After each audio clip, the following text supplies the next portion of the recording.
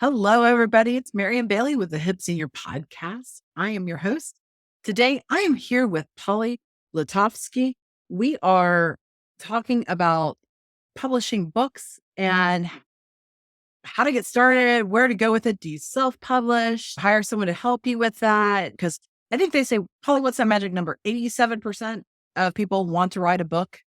Something like According to that. the New York Times, 81% of people want to write a book. And so I thought then out of that 81%, how many do?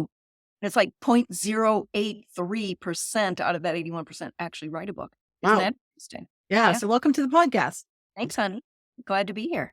Yeah, I've been with Hip Senior Books. I've been dealing with a lot of authors and a lot of your authors actually as well, and recommendations and amazing people. It's opened up such an amazing world for me of meeting so many different kinds of thought thinking people out there. The publishing world is just its own little world, right? It's amazing. They're inclusive and they accept people and it's broad. It's all of those things all in one big lump sum. And the people are just amazing to work with, but they're very unique as well. And on my end, I've discovered that authors are great authors, but not necessarily great marketers. And so when it comes to marketing their book and finding out how to do these things, they need people in their corner to help them with that. And that's where you come into the picture, right? We do. We help them figure out who their market is and who to market to. But do you know that there is not a publishing company in all the world that will do your marketing for you? That is a big fat myth. And people often want to go with a big traditional house because they'll do the marketing. No, they won't. No, they won't. And they never have. And I'll tell you the reason that I started my own publishing company, My Word Publishing, over 10 years ago now, is because I made every mistake in the book with 3 different types of publishing and made all the mistakes. The one mistake I did not make, I am glad to announce that there is one mistake I did not make. And it must have been the first paragraph of the first book I ever read about publishing, and that I never expected anyone else to market my book for me. Nice. Because I know what people are thinking right off the bat. Well, Michelle Obama isn't out there marketing her own book. J.K. Rowling isn't marketing her own. Yes, they are. And that's why they get. Why do you think they're on talk shows and book signings? And I've seen Michelle Obama, she'll just show up in like random bookstores talking to people going, yeah, you should buy that book, whatever. And they're like, wait, what? And that's why they get the big bucks, literally, because they have that platform that is big enough that the publishing companies will throw money at that book. Right. So they get the big advance. But you got to be big. You got to be well known to expect that kind of service out of them. I know that when people, I know we're going to talk about the different options in publishing. Yeah. So let me jump ahead a little bit. When people say, I don't know if I should go self-publishing or traditional publishing, you have a choice. When you go traditional publishing, first of all, your chances are way less than 1% that you're going to get a deal today. And this is not necessarily fair, but I heard from a panel of agents, literary agents, that even when they come across a book that they love, it's well written, it's great, the first thing they do is go onto the social media of that author and see what kind of social media platform that they have, what kind of following. And if they don't have 10,000 followers on Twitter or Instagram, right, then it hits the trash can. Oh, wow. It's not fair, but that's where it is. Okay. The traditional publishers, what they're doing is they're investing in you. They're investing. That's why they give you money in exchange for your story, your copyrights. And then you have to earn that back through royalties. So it's an advance on your royalties. You see what I mean? So it's their investment. So when people think social media isn't important, yes, it absolutely is. Yeah. Unfortunately, because some of us just think for the sake of mental health, you should probably get off it. But if you want to sell a book, you want to get a deal with a big publisher, then you've got to have that big following, to which I argue then If you have a big following, you don't need a big publisher and you Exactly. make 10 times more, literally 10 times more money. Yeah. It's a double-edged sword, right? Or do I develop this for myself? And absolutely. Even if they were marketing for you, you still want to have that social media following because there's so many reasons that is advantageous to your business as an author, right? Yeah, it's a math equation. I see it as Yeah. a math equation. So, for example, let's say you got a $20,000 advance, okay, from a big publisher. Okay. And for a first time unknown author, first of all, you probably wouldn't get a deal anyway, but nonetheless, let's say $20,000. And that's an advance on your earnings, your royalties. To get that $20,000, you need to go through an agent, and that agent gets, let's say, 20%. Uncle Sam is taking 25, 30%, okay, depending on the deal. And you actually get, say, $11,000 out of that 20,000, but you have to earn back 20,000. It's a math equation that is not a good deal for authors anymore. It's an antiquated system, and we grew up, and anyone listening to this podcast grew up in that era that you get a big advance and then you're off and running. Right. It's a different world today. So we have every tool available to us to run alongside any New York Times bestseller anymore. Because what's happened in the publishing world is that they are going out of business and merging and downsizing. And so the people working in those, the editors and the layout designers, cover design, they flooded into the self-publishing world and have gone freelance. So you still have access to that kind of quality and skill set. And you can create a book that can run alongside any New York Times bestseller and make 4 to 10 times more depending on how you publish. Okay, that's funny that you brought that up because I was jotting down a note to ask you about that.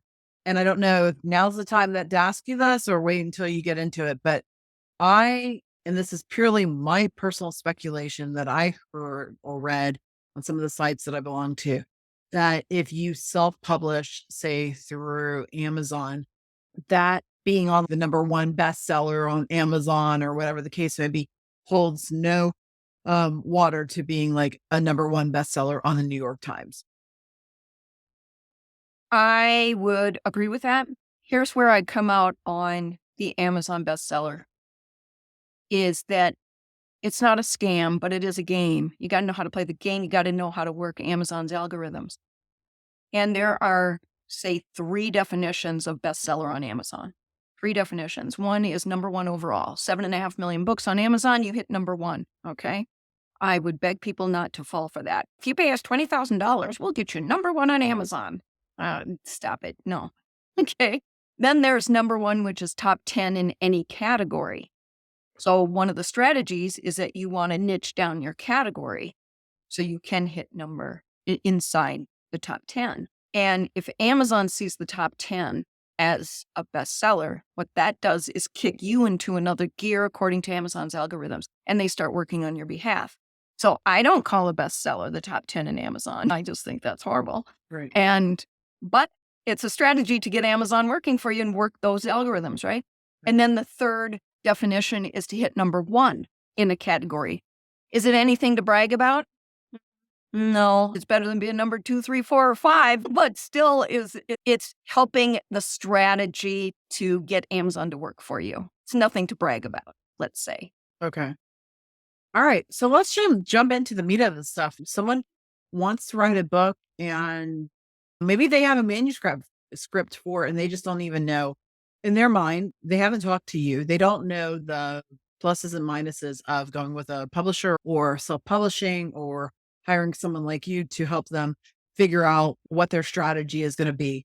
So where do they start with this and how do they start doing that and what are their options? Okay, so people come to us 2 different ways usually. One is that they've already written the manuscript themselves. Right. Which we handle one way. And then the other way is if someone comes and says, gosh, I have this story to tell. I have this idea.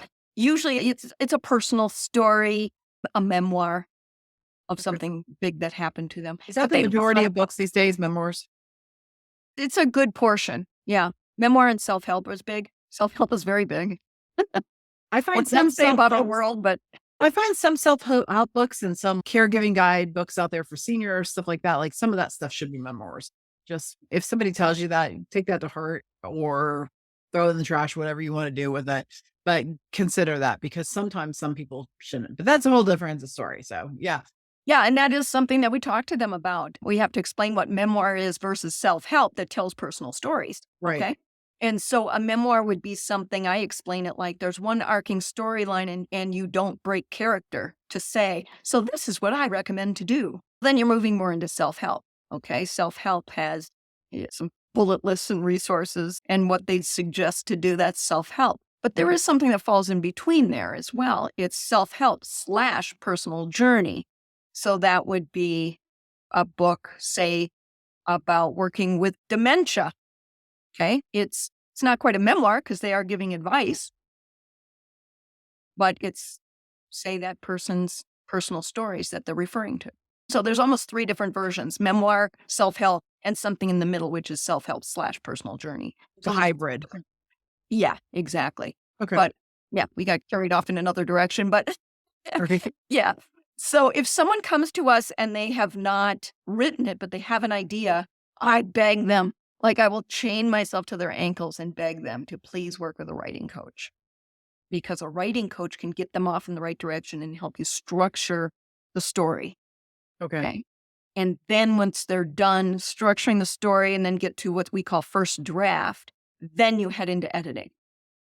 And if someone has already struggled through their manuscript by themselves, usually they're first time writers. This is the direction I went. I struggled through the manuscript. I'd never written a book before, so what do I know?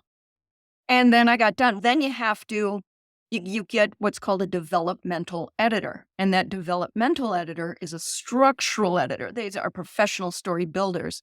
So now you got to restructure your book, which is almost a rewrite. If you've started with a writing coach, they've already done that structure, so you can skip the development.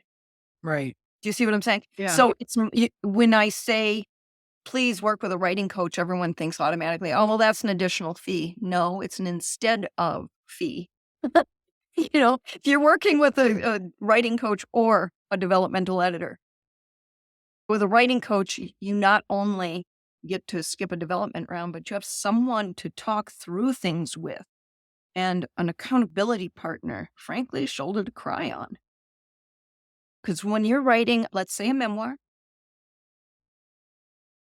if it's a memoir worth writing, there's always a tough point in that story Right. where you need to go deep and you need to be vulnerable. And so you need to talk through that with someone. So it's good to have a writing coach. So I'll get off that soapbox. But anyway, please work with a writing coach. It took me 6 years to write my book Wow. because you don't know what you're doing. You lose motivation. You get that writer's block. So if I'd had a writing coach, I could have done it in a year and then been out selling it for 5 more years. You see what I mean? So there's that. But the first move people really should make is to understand the differences in your publishing options. Do you mind if I go over those? There are 4 basic options in publishing. One is traditional publishing. And that the pros to that are that you don't have to pay anything for it. You get paid, although honestly, pretty darn minimal when the math lays out. Okay. Okay. But make no mistake, they own your copyrights. They own the decision making. I talked to a friend of mine who got a deal with Penguin Random House 20 years ago. She got $20,000. And again, $20,000 is the advance, but everything comes out of that. So she ended up getting $12,000. Again, she has to earn back 20. So how do you earn it back? Through royalties. It's called an earn back. You got to earn back that advance check before you get in another payday. The estimate, the percentage of people that never get paid again after that initial advance is in like 83 to 86 percentile. They don't ever get paid again. So you've given up all your rights, your decision making. What if you don't hit that mark? What if you only earned 10,000? Does the Which is publishing company exactly, suck that up, or do you have yeah, they suck it up. okay. They suck it up. I have heard stories of publishers that make you pay it back. I don't have that confirmed. I've only heard stories. So there you Right. go.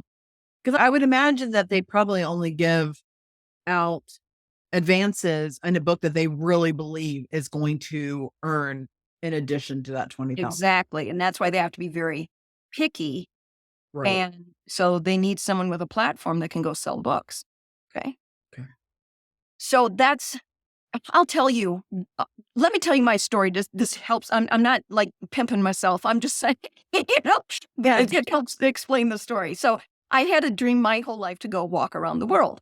So I go walk around the world at age 37. I headed west, walked around 4 continents, 22 countries, took 5 years. Okay. Then 6 years to write the book about it. And I handed my manuscript off to a crooked publisher.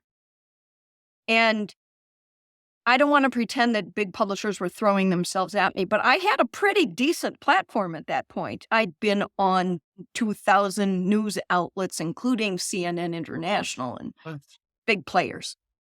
I was talking to a couple of bigger publishers.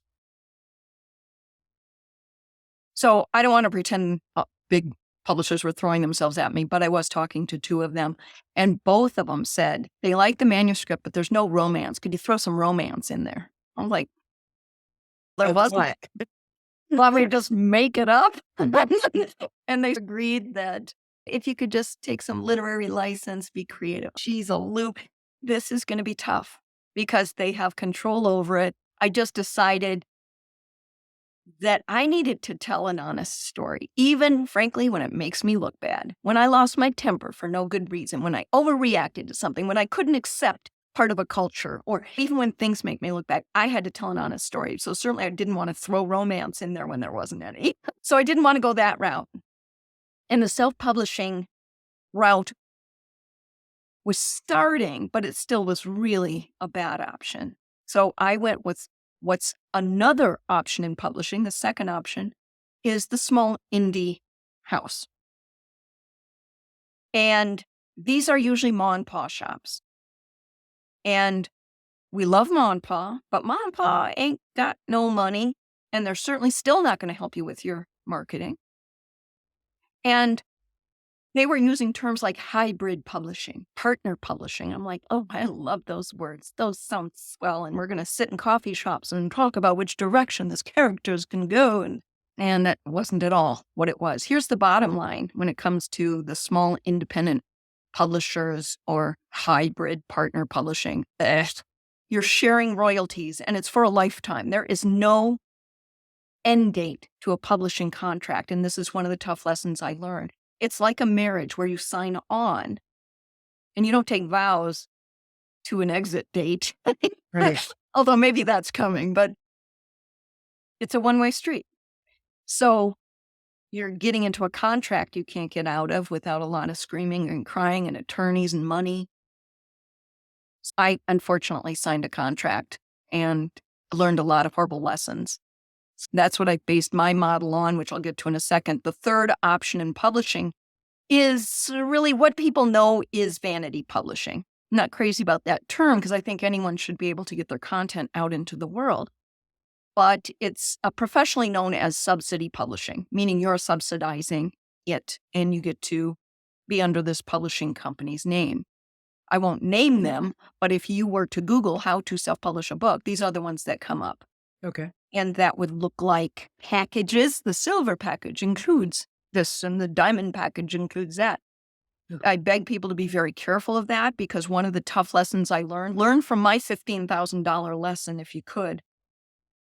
You need to own more than just your copyrights. Yes, I want people to own their copyrights, but there are more rights than that. And one major one is what's called sales rights and distribution rights. That means that whoever owns that ISBN on the back of your book, the ISBN is that 13-digit code that represents your book. And within that 13 digits represents a portion of, there, you're showing it to me now. Yep. And there are 3 digits within that 13-digit code that represents the publishing company. I don't want anyone else to own that ISBN of yours. I want you, the author, to own that. Not me, not anyone else. So that's sales rights, distribution rights. That means that all the sales go through them, and then they take their portion of the sales and give you your portion of the royalties every 6 months. Now, where does that ISBN number come from? Who I know that if you like self-publish through Amazon, that they can give you one, They but it's can give not you one that is an option, and right, it's free. right. But all ISBN roads go through what's called Bowker. Okay. So you can buy one or a packet of 10, a packet of 100 or 1,000. So let's say Amazon has purchased from Bowker probably millions of ISBNs. So if you use that free ISBN that KDP offers you, and someone were to scan that barcode, it comes up as published by KDP. It's they're the authority of the ISBN, is what you're saying. They're the congressional library, basically, of holding these ISBNs. Yeah. Okay. There are reasons to get the free one from KDP. That would be, How say, much is the not free one? say it again, How much is if you just bought one? If you're just going to do one book, how much does it cost to buy an ISBN? $125. Okay. And then it would have all your information on it, including your publishing company that I want you to put your works through. Yeah. So when it coming back around to that subsidy publishing model, Yeah. if they have their ISBN and publishing company name on the back of your book, Polly doesn't like that. Polly, speaking in the third person, Polly doesn't like that. I want all I or feel like you're about to start asking for some crackers. I don't have any available. I'm sorry. Polly does want a cracker. Anyway, so I want everyone to own their own ISBNs, and that means really your sales and distribution rights. I want you, the author, to get paid your royalties every month, even if it's 1 penny. I do get a penny royalty if I've sold an ebook in India. And with the exchange rate, I get 1 penny. It's very funny. But so these subsidy publishing companies, again, that's the third option in publishing. The pros are, I don't even want to call it a pro, but I get it. I get it. I went through that journey where I saw them and I went, oh, that's handy. It's like a menu. I want the cover and I want a layout and I want editing. But the cons are serious. So you don't have those sales and distribution rights. Half the time you can keep your copyrights, but what good are the copyrights if you don't own all these other rights? And that's my $15,000 mistake. Own your own ISBN. Anyway, the fourth option in publishing then is to do true independent publishing, where you, the author, start your own publishing company, which is a sole proprietorship is just fine. And it could be an LLC. But we talk to authors about that. And the fourth option, right? yeah, and the fourth option in publishing is true independent publishing. So that means that everything goes through your publishing company. You start a publishing company that could be a sole proprietorship. It could be an LLC. We would talk that through with you. And then there's the fourth option in publishing, which is true independent publishing. That means you are your own publisher, and that's what you use to put all of your works through, your own business. Therefore, you can get your own custom ISBN and royalties go straight to you. You have final decision making. And there is not a reason in the world why you shouldn't true independent publish today, where you have all the tools available to you that any small independent press has, or that subsidy publishing model where you can make more money and you keep all your rights, not just copyrights, but sales rights, distribution rights, foreign rights, digital rights. And do you know there's actually a right that you sign off on in a publishing contract that says that the publishing company has rights to any service that may come down that doesn't even exist now. 20 years ago, that would have been audiobooks. Oh, wow. Yeah. You should own everything. And the tools are available to us today to get into worldwide distribution. And you have all the final decision making and all the rights and the royalties going straight into your bank account, etc. After I made my big, horrible mistake, I thought, what the heck do I do now? I have a story that's worth telling. but how do I do it without having to make up stories about romance or splitting my royalties and my rights or subpar services?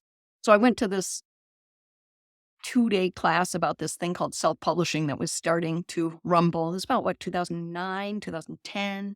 Make sure that. And so I went and my whole world blew up. It was like, wow, you can do this on a very professional grade and own all your rights. I'm all over that. So I went and republished my own book and, of course, made more mistakes because that's what I do. That's my mojo. So we get along. That's That's what we do. And then, of course, learned a lot of lessons and launched my book under my own publishing company name where I could make all the decisions, etc. You don't even know that you want to make all those decisions. You're like, I don't want to make all the decisions.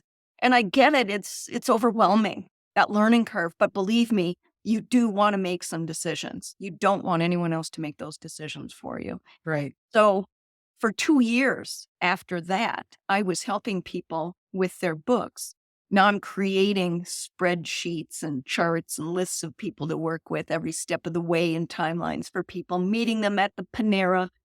And because I was watching as authors were making the same mistakes that I did.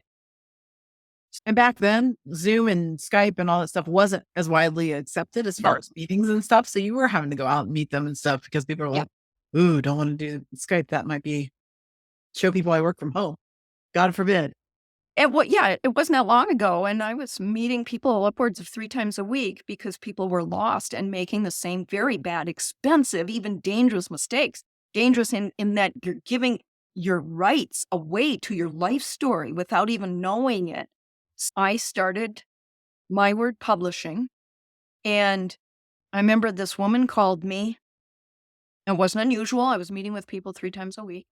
And she said, listen, I heard that you could help guide me through this self-publishing process. I said, yeah, meet me at Panera. I have a proposal for you. And I said, I've been doing this for 2 years. I've done it for my own book. I've done it for my mother's book, but I have never managed someone's project. Would you be my first beta test girl? Because I want to start a company doing that. And I want to see how it would work if I managed a project. Essentially doing everything that a publisher does, but I maintain no control at all, no rights. Okay. Okay. So they've decided, all right, I'm going to self-publish. Where do I go from here? What I know there's Ingram, there's Amazon, all this stuff. All these names are getting passed around in different groups on Facebook and stuff like that.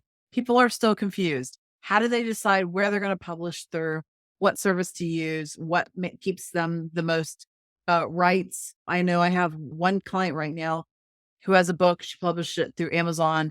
She wants to contact like old coffee shops and small bookstores that still exist in her area and say, hey, would you carry my book in your store?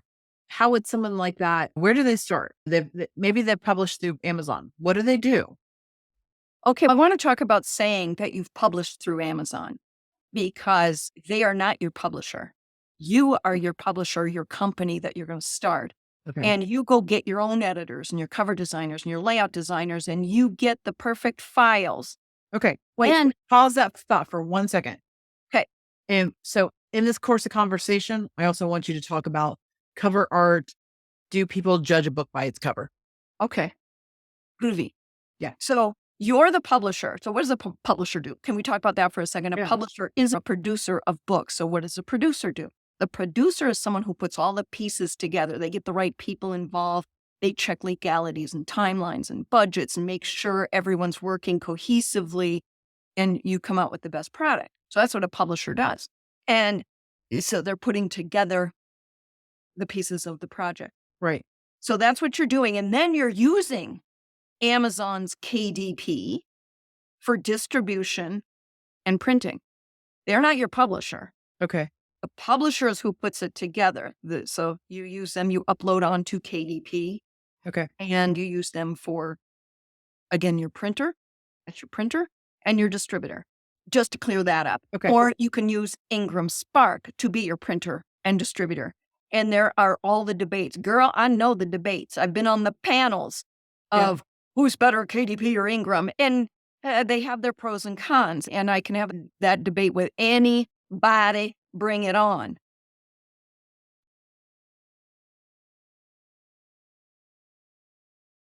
but I usually side on KDP for a number of reasons. Okay. But it's, oh, geez, who should I date? Liam Neeson or Harrison Ford? It's right. And delicious. Both of them probably have Nope. their pros and cons. Now we know Polly's types. Yes, please. Send them my way. Anyway, so you want to talk about cover art? Is that where you want to go? Yeah, I've seen some books out there. People think, oh, the cover isn't really important and whatever. And the saying, don't judge a book by its cover. But I've read statistics that if people look at a cover and they're not interested even in the cover, if it doesn't intrigue them, that they're probably not going to read the backside of the book or even start to read or purchase the book. I have never heard anyone say that it doesn't matter. It is your number one marketing tool. Yeah. Number one. So there are shortcuts you can take. You could do a book for nothing today. You could produce a book for nothing today. Is that a good book? I guarantee you it's not. But if I understand budgets and wallets and things like that, but there's places you should not take shortcuts, and getting a proper cover designer is one of them. It is your number one marketing tool. Okay. And it has a job. Everything on that cover has a job. The title has a job. Subtitle has a job. The color and graphics and the design elements all have a job to do. Get a professional, and the professionals are anywhere from, say, $350 to $950.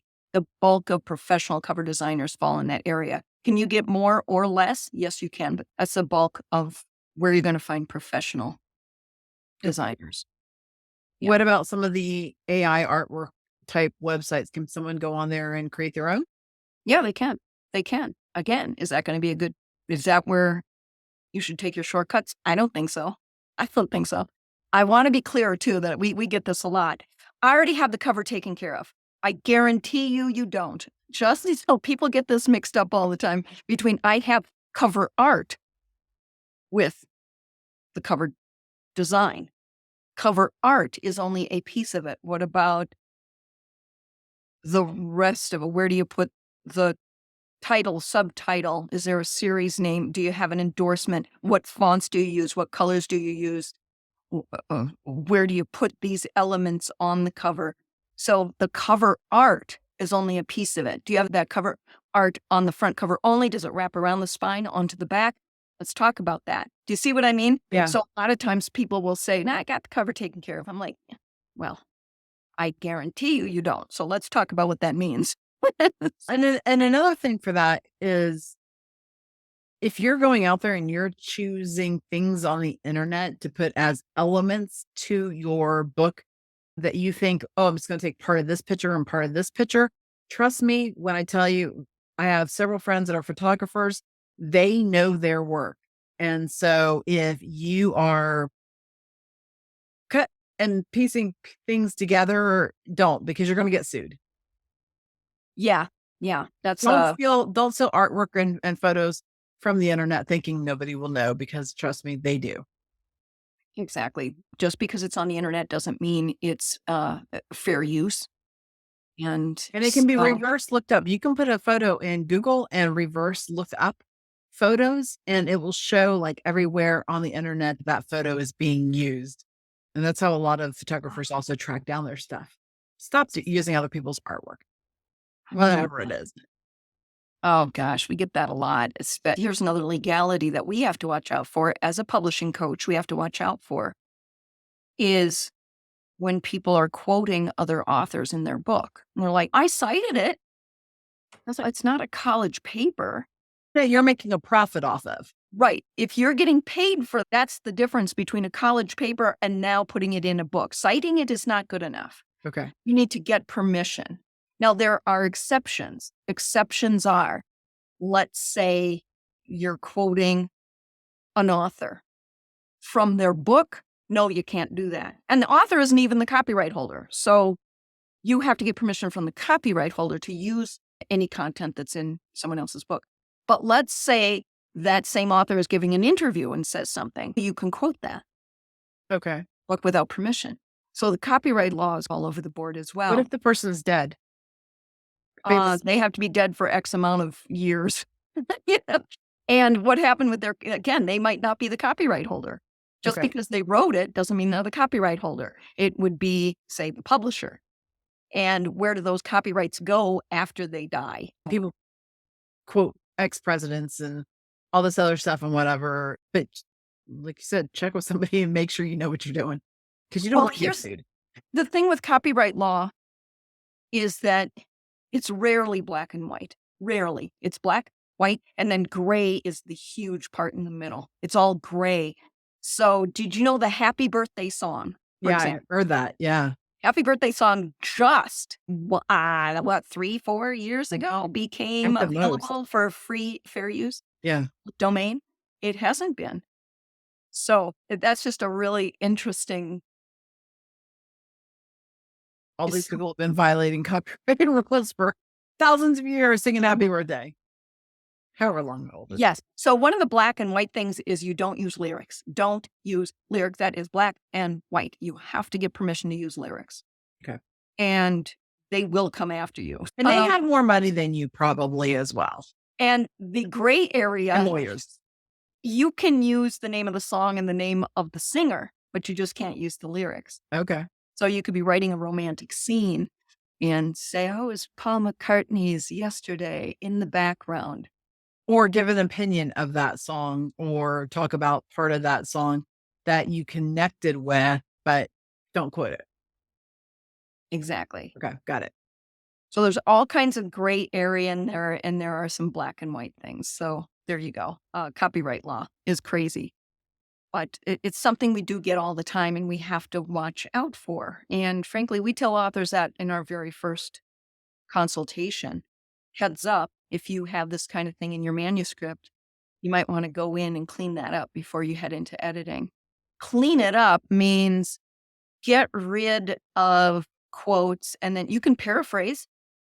Let's say in Michelle Obama's book, she says, quote, I love oranges, end quote. That's a quote. But you can also paraphrase. It's widely known that Michelle Obama loves oranges. Obviously, I'm making this up. Maybe she does. We don't know. So that's a paraphrase, and you can paraphrase. But coming full circle back to something you are talking about is the thought leaders. We get this a lot where people want to be thought leaders, but they quote all these other people in their books. No, if you want to be a thought leader, have your own thoughts. Come up with your own thoughts.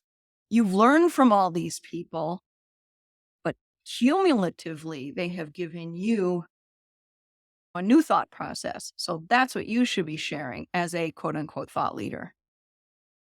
So I'll get off that soapbox. You're fine. But we get it all the time. Okay. So going back to where to put your book at. Okay. So what are some reasons why people would not want to use Amazon? If you want a specialty item, so let's say print on demand is what flipped the publishing world upside down. Print on demand is literally what it says. You print it on demand. Everyone has probably, whether they know it or not, ordered a print on demand book. It's automated digital printing. You find a book on Amazon, you click it, and they print it and ship it. So gone are the days of the 5,000, 10,000 orders from big offset printers, and then you got that many books sitting in your garage. And of Right. course, then you find a typo, right? So print on demand flipped the publishing world upside down, and that's what KDP and Ingram Spark have to offer. Look, the limitations, the cons to print on demand are that you can't do any darn size you want. You can't shape it like a pumpkin. You can't do a board book. You can't do anything outside print on demand, which is you can't do spiral boundings, spiral bound. You can't do hardcover with a jacket in the front pocket. You can't have embossed lettering on your cover or textured cover. You get the basics. Now, there's plenty of basics. I think there's 10, 11 trim sizes to choose from, but you get the same cover stock and your paper, you get white or cream. What do you want? Those are your options. Right. For most books, self-help, memoir, fiction, nonfiction, narrative, creative, nonfiction, etc., they're all fine for that. If you want to do some children's book shaped like a pumpkin with a feather coming out of it, you can't do it on print on demand. Okay. So then you have to print your book. You're still Feather on producing- demand. What? You can't feather on demand? That'd be awesome. What color feather do you want? So then you got to go to the big offset printers, and then they have minimums. So Okay. yeah, More of an investment. yeah, more outlay. So someone might argue, then you just order more, and then your per item Okay. cost comes down. Right. Yeah, it does. But I tell people all the time, you don't order in bulk unless you get a bulk order. So don't go order 5,000 books until you get an order for 5,000 books. Then you go make that order. Unless they go back. If you order 5,000 books, then you're out there peddling yourself to the coffee shops, the bookstores, the small independent bookstores, right? All those places, health, little different, putting out a table selling your book. Yeah, there's a lot of that. And there are some other options. You can still get it on Yeah, Amazon. which aren't bad things, right? They're a way of marketing yourselves.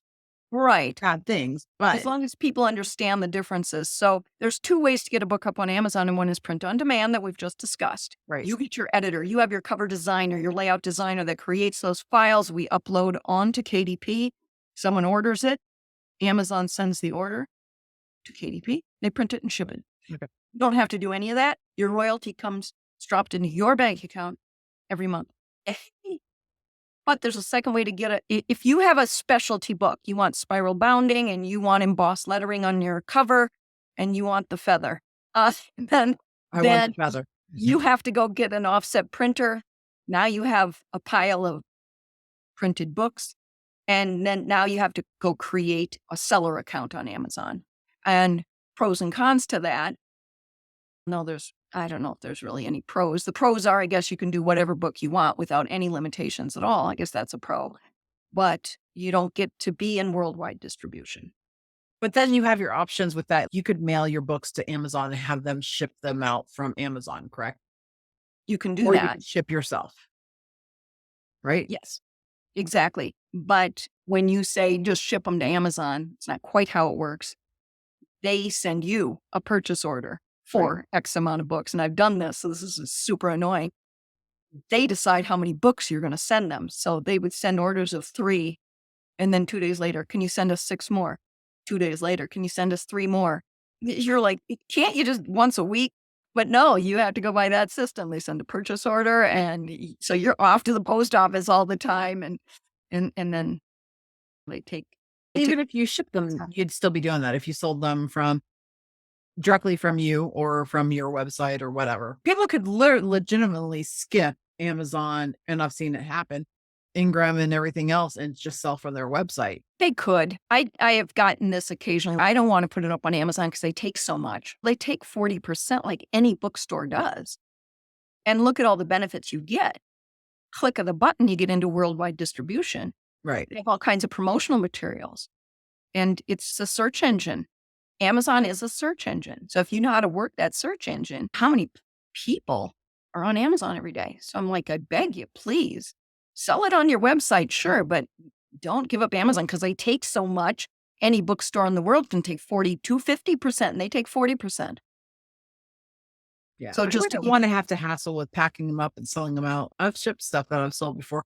I don't want that hassle. It's a pain. I would rather list it on my site and link it to Amazon and have them take care and of it. have them do it. And then what's happening is because it's a search engine, every sale you get starts working on your behalf. And as your ranking gets better and better, they start firing up that Amazon engine, marketing engine, and Okay, it's for you.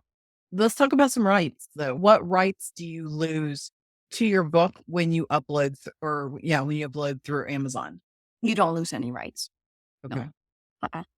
There are some exceptions to that. So here's an example, just to be thorough, there is a free tool on KDP that you can do your own layout, right? It's called Kindle Create. You download that software, you put in your book, you lay it out yourself. And whenever you hear the word free, that's coming at a cost. And the cost is usually in limitations or skill set to some degree. Okay. Okay. So when you hear this free tool to do your layout, yes, it is. But when you're using that Kindle Create, you can only distribute your book through Amazon. Okay. So Okay. that would be, I don't know if you'd call it a right, but that's the reality of that software. So that means now, let's just say hypothetically, you get an order of 1,000 books. You can't take that book then and take it to another printer where you can get price down. You see what I mean? And I want to respect that people are on a budget or they want to do it themselves. Just know, be very clear when you hear the word free, it's coming at a limitation. So make sure you know what that is. There are design limitations, and you can't take that book off. You can't take that file off of KDP and print elsewhere. Okay. So what are some of the benefits of Ingram versus Amazon as far as just an ordinary book, just print on demand type stuff? The biggest advantage to Ingram Spark is that they do hardcover with dust cover jacket. So KDP started doing hardcovers about a year ago. So they started that in maybe the summer of 2022, Okay. but they don't do dust cover jackets with it. So if you really want a dust cover jacket, then we got to go with Ingram Spark. Yeah. Okay. So here's what you're going to hear in the debates. Bring it on. Is that when you're with Ingram Spark, you get into the Ingram distribution channels. Ingram Distribution is the parent company of Ingram Spark. Therefore, you get into X many more stores and bookstores and blah, blah, blah. I'm like, that sounds great. But here's the rest of the story. This is hard to explain, so I've never come up with a succinct way to explain it. But when you're working with KDP, there's a button you can click that says expanded distribution. Do you want expanded distribution? I wish that button that says expanded distribution would just say, do you want to get into the Ingram catalog? Yes, please, because that's exactly what it is. So through Ingram, you click on the expanded distribution and you are into Ingram. Oh, interesting. I didn't know Yeah. that. Okay. So there you go. And the other argument is when you go through Ingram, and therefore you get into all these other channels, then you have more access to more bookstores, more blah, blah, blah. Okay. In theory, I guess that's true.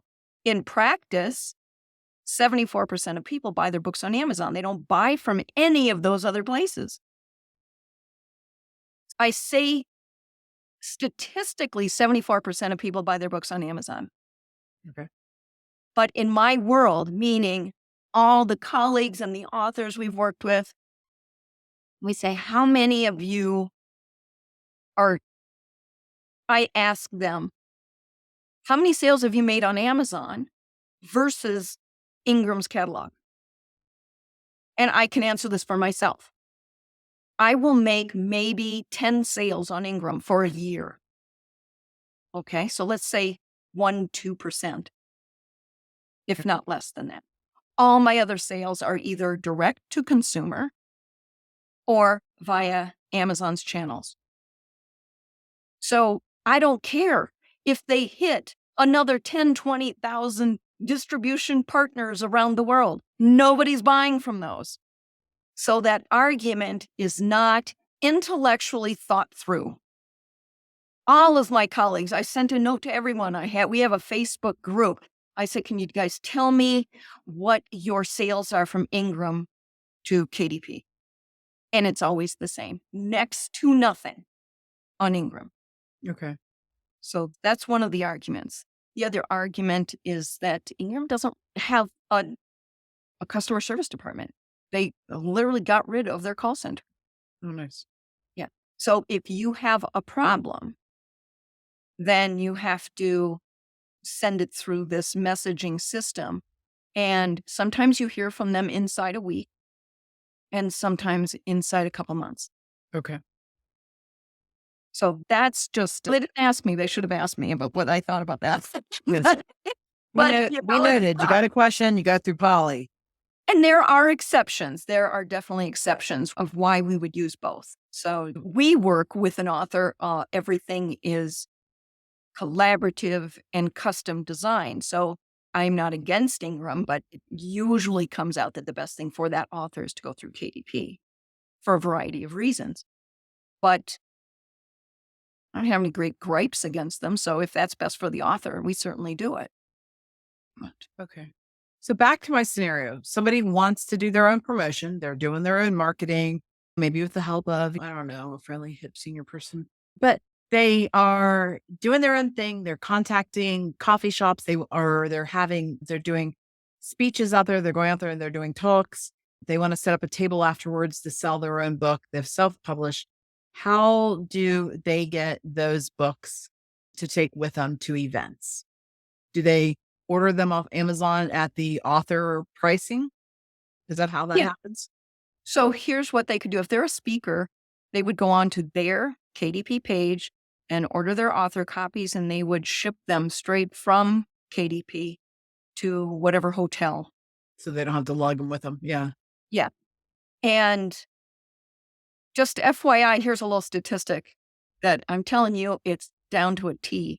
You will sell, if you're talking in front of the right audience, you will sell about 20% of the audience. So if you're speaking in front of 100 people, bring 20 books with you. No. So that just helps so you don't have to ship them back again and carry them with you on the plane and all the rest of it. But also have business cards or a flyer or something to give to those people in case you run out so they know what book they're looking for online as well. Yes, I had a sign up sheet. So if I ran out of books, then they could still purchase it from me. I said, I'll ship it out tomorrow. Or So they go to Amazon, purchase them from there, or whatever. The other thing is also be aware that if you are ordering the author books, that it does take longer to order books from as the author than as a consumer. yes, I've ordered books. I have a password book that I have for senior citizens. It's cute. It's got a golden retriever on the front. And I know that it took me 10 days to get a copy of my book, where if somebody goes on, they might get it tomorrow or the day after. So it does take longer to get to your own book. So if you're doing an event, make sure that you prepare in advance and leave way for earthquakes and Mother Nature, because sometimes that slows them down in shipping stuff these days as well. All right, so let's wrap this up. So your services, if people want to talk to you about the best way to do this, I will put your contact information down below so people know where to find you, Polly, and they can hop on Zoom and just have a free Q&A session to find out if they're a good fit for you. yeah, we would set up a consultation and you can go to mywordpublishing.com and set up a free consultation. But there are a couple of things that make us different. And one is that we give you all rights royalties. Again, we're just your project manager through it. We do everything a publisher does, but we don't maintain any rights royalties. And we customize each package we customize each project. We don't do packages. Packages never work. They just never work. You go to the McDonald's, you're like, I want the number one, but don't put the sausage. I'm making that up because I don't go to McDonald's. Another thing that makes us different is we don't do contracts. Okay. That was the thing, because if someone doesn't like us, I don't want them to have to stay with us. Now, we do an agreement. You got to understand what we said we do for you and what your role in this is. But the contract you can get out of at any time for any reason. And frankly, we can too if you get abusive with anyone on our team. And oh gosh, if I could just brag a second, as we just got recognized into the U.S. Congressional Record for our publishing model that disrupted the established publishing world and helps authors maintain 100% of all their rights. Just please remember that copyrights is just one of many rights that you need to maintain.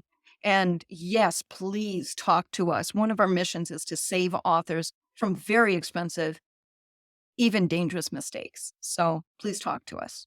Absolutely. Polly, thank you so much for sitting down with me, straightening things out, candid conversation about it. I loved all of it. So I hope, like I said, if you're considering writing a book, check out Polly, check out our website, mywordpublishing.com.